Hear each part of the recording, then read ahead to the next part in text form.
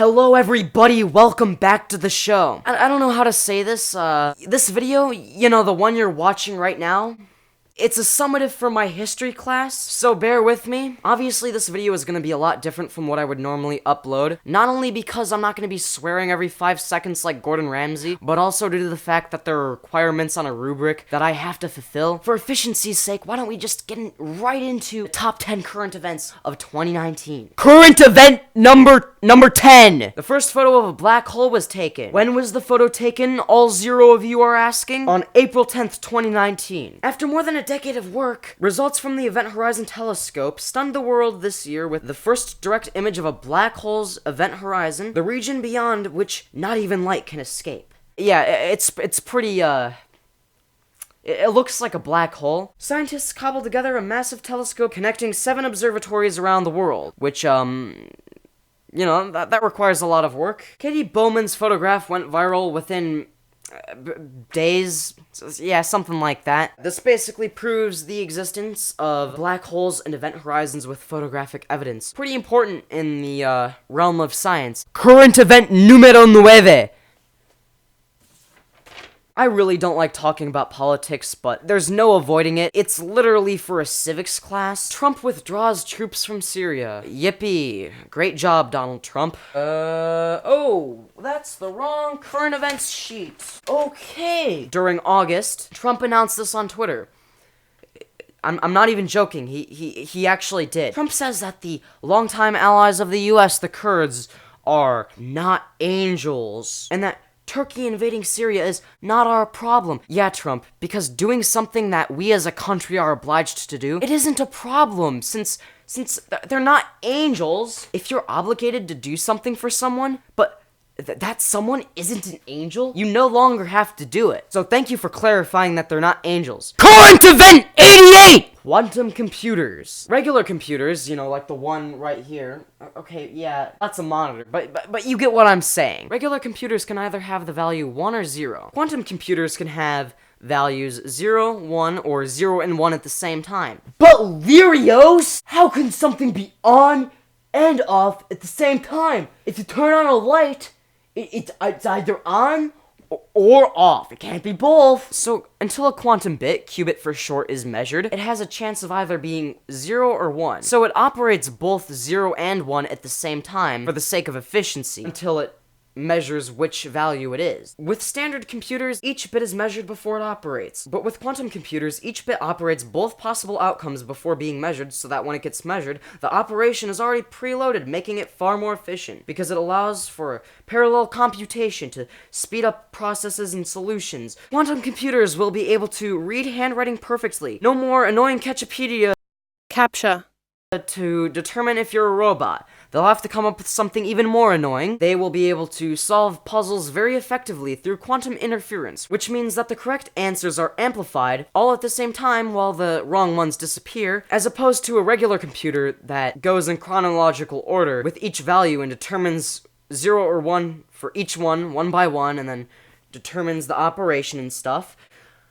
This means that credit card companies will have to come up with something that isn't prime numbers to encrypt credit card information, because quantum computers will be able to unencrypt. Is that a word? Probably not. It might be. As they would be able to calculate prime numbers that factor into huge integers. Sorry, I'm bad at reading a script. It's not my fault, really. I swear. Qubits can be made using a variety of materials, including ions, silicon, or superconductors, which conduct electricity without resistance. There are 2 different kinds of quantum computers, one using ion qubits, the other using superconducting qubits. Both 5-qubit computers perform similarly, each having their own set of advantages. The superconducting computer is faster, but less accurate and less efficient, while the ion computer was more interconnected, needing fewer steps to perform calculations, meaning that it was more efficient, and it was more meticulous, making less errors. Google, IBM, and other companies are developing quantum computers. IBM has made a 5-qubit computer. There are also ion-based quantum computers. Chris Monroe is someone who crafts ion-based quantum computers. So the timeline is around June 29th, 2019. That was definitely one of my favorite current events, by far. Current event number 6.6666, repeating forever. NASA finds a convenient landing spot on Mars. The research team located at least one promising landing spot for future astronaut missions. A big zone in the northern hemisphere's Arcadia Planitia. Shut up. I'm trying my best. This area has a lot of water ice close to the surface and is in the ideal location for a human Mars mission. The article was written on December 16th, 2019. Next current event! Current event number 5! You know electrical currents, the things that give you electricity? There's the possibility that they're going to be replaced with light wave currents eventually. A new kind of tiny switch uses an ultra-thin gold disc to catch light waves, or blue pulses, traveling down one wire-like structure called a waveguide, and transfers that light to a new waveguide. It's faster because the photons can move without interacting with their surroundings, unlike electrons. However, as of right now, mechanical switches and light waves run slowly and require an impractical amount of electrical voltage. Now, newly designed switches redirect light in less than a millionth of a second, using just about 1 volt of electricity, comparable to the voltages used in ordinary electronics. In the future, this could help self-driving cars scan their surroundings, and it could read quantum computers, which is something I talked about a little bit earlier. Each switch comprises of an ultra-thin gold disc suspended above a silicone plate. Applying a small voltage across the switch forces the gold disc to bend upward like a bowl or downward like a bowl. The gold disc's orientation controls whether the light flowing through a nearby wire-like structure called a waveguide continues uninterrupted or gets rerouted. Current event number 4.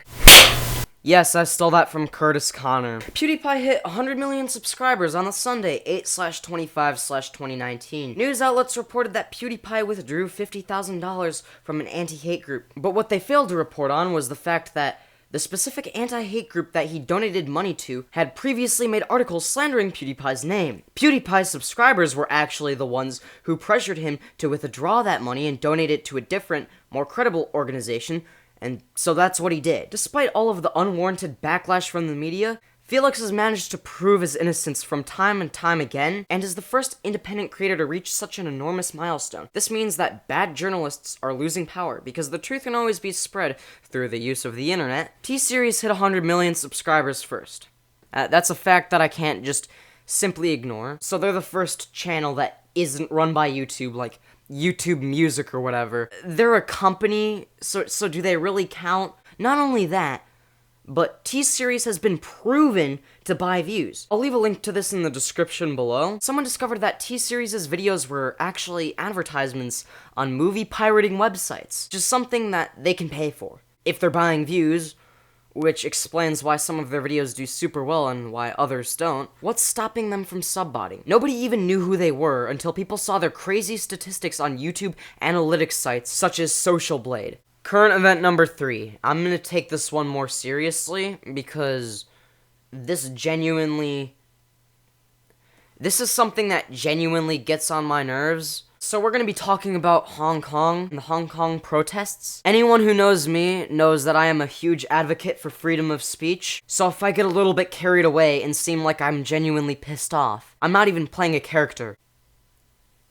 I am genuinely pissed off. Essentially, the leader of one of Hong Kong's largest pro-democracy groups has been taken to the hospital after being attacked. There are photos of him laying in the street covered in blood. A human rights group called the CHRF linked the attack to government supporters. This non-violent protest group was applying for a police permit to hold a new March Sunday. They weren't even marching. They were trying to get a permit to march, which they shouldn't even have to do that. They weren't even doing anything illegal. This happened 10/16/19. 5 hammer-wielding men, and he was left with head injuries. Requests to march have been rejected. Hardcore activists clashed with police simply for protesting. Simply for saying something they believe in. There's been an increasing number of attacks on activists. Is it a coincidence? Absolutely not. Censorship is an increasing problem in China, not just in Hong Kong, but the entire country. The country with the world's largest population of people. The government is trying to get rid of any criticism by having police officers brutally beat up protesters to create an example of them for everyone else. Because anyone with an opposing opinion, heaven forbid, will be seen as a threat or a criminal. The next current event is about climate change in California. December 10th, 2019, California is preparing for floods, wildfire, extreme heat. U.S. Climate Alliance is fighting the Trump administration, of course, it's always the Trump administration, over the states of restrictions on car emissions. Wildfires are frequent occasions in California. Yeah, I wonder why they would want to add restrictions on car emissions. Oh, I have no idea. Climate change is making it hard for people to live in California. Flooding could cause millions of people to lose homes. Outdoor workers have been having heavy heat strokes. Yeah, climate change is affecting people. Nobody knows what's causing climate change, but we should still be very cautious and limit our CO2 emissions. Just in case we, accidentally ruin the planet. There's no proof or evidence that CO2 emissions are causing global warming, but there's no proof that they aren't. It's like flipping a coin. It either does or it doesn't, but if it does, and if you flip that coin and it lands on the wrong side, then it causes a problem. I didn't know where to fit the when, but 12, 10, 19, there's the date. I didn't know how to fit that in. And finally, the number one current event of the whole year, 2019, is about the Kardashians. I don't even know anything about the Kardashians. I'm just doing this because my teacher is a huge fan of the Kardashians. He always uses the Kardashians as analogies when he's teaching. Like, this genocide, it's kind of like, this one episode from the Kardashians. He is invested in the Kardashians. It's a joke. Please don't take points off of this project. Current event number 0, Trump's impeachment. As of 12/10/19, Democrats have made 2 articles of impeachment and are considering making a 3rd. There are claims that Trump abused the power of his office. The claims are that he obstructed Congress in its investigation of Ukraine. Trump's impeachment would likely determine his re-election, because usually presidents go for 8 years unless they get impeached or they're just kind of a dud. I think Trump would get re-elected. Do I want him to get re-elected? Hell no. That's just my opinion. If Donald Trump isn't impeached, he might continue doing shady things. That's if he's guilty. However, Trump might also be unfairly impeached if the allegations are false. I'm not sure whether I think he should be impeached or not. Impeachment is a pretty big deal. This started in 10/16/19. As of 12/10/19, that's when I did my last current events worksheet. It's still going on. Current event number -1. I don't want to end on such a sad note. So, current event number -2. Just so that we can end on a positive note. Star Wars: The Rise of Skywalker. It's not out yet. It's not out as this video is being uploaded. However, wait. December 20th.